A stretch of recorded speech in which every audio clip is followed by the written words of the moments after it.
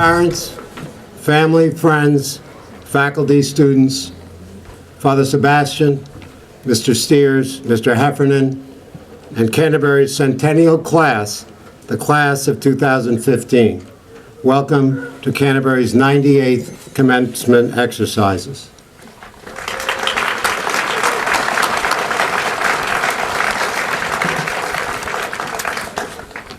On this occasion each year, I have taken the opportunity to review the events of the year, highlighting academic achievements, extracurricular accomplishments, athletic victories, community-wide activities or happenings that have influenced or affected us in some way.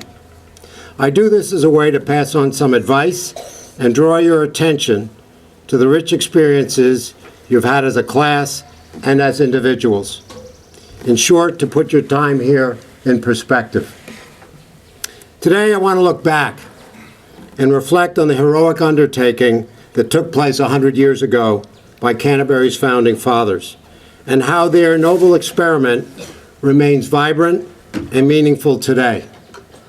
There's no doubt they took a risk in founding Canterbury in 1915, but they believed that the risk was well worth taking, as it would provide their sons with an education grounded in their Catholic faith and prepare them for the top colleges and universities, and in turn, ready those young men to take leadership roles in society.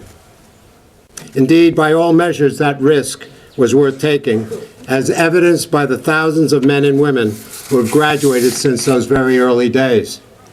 They were committed to a quality education, but one that was also faith and value-based. The world has changed much in the century since Canterbury's founding. In fact, the world and our own culture are vastly different than they were when my wife and I and our 4 children arrived 25 years ago.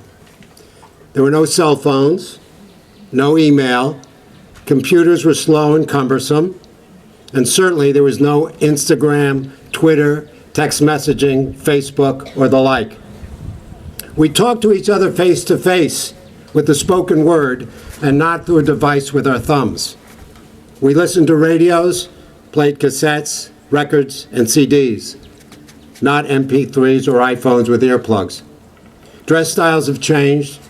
Footwear now comes in all shapes, colors, and the basic food pyramid has gone through several changes. Most of these changes can be categorized as progress, and thus good for mankind. But I suggest that progress is not always for the good. That is where the mission and the 5 values of Canterbury come into play. Without these core values and faith-based system, the many advances during the past 25 years are neutral at best. Only when seen in the context of our values can these advances be seen in a positive light. Each of you has had the wonderful opportunity to enjoy the many technical, scientific, nutritional, and social changes that have taken place since your birth.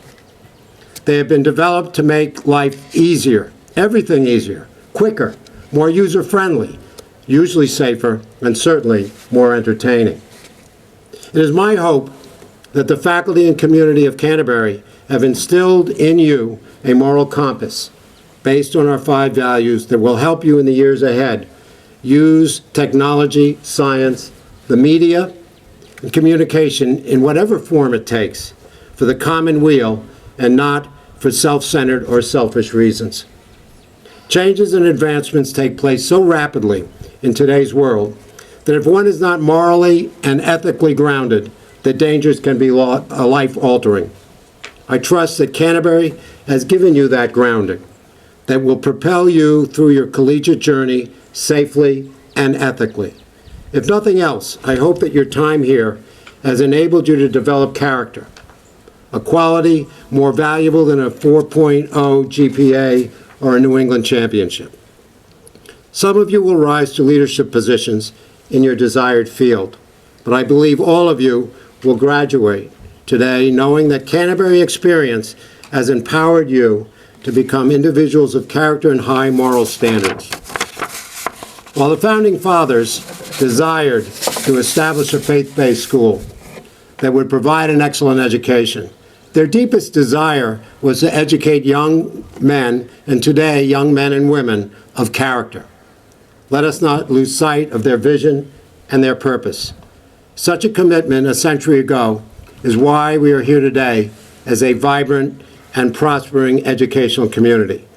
May we be ever grateful and work to ensure that legacy continues.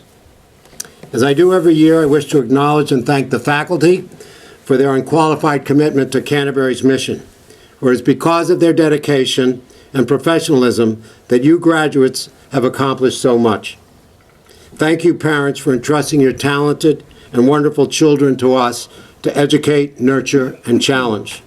And class of 2015, our centennial class, thank you for your leadership and many achievements. You validate and affirm our work and dedication. Good luck and Godspeed.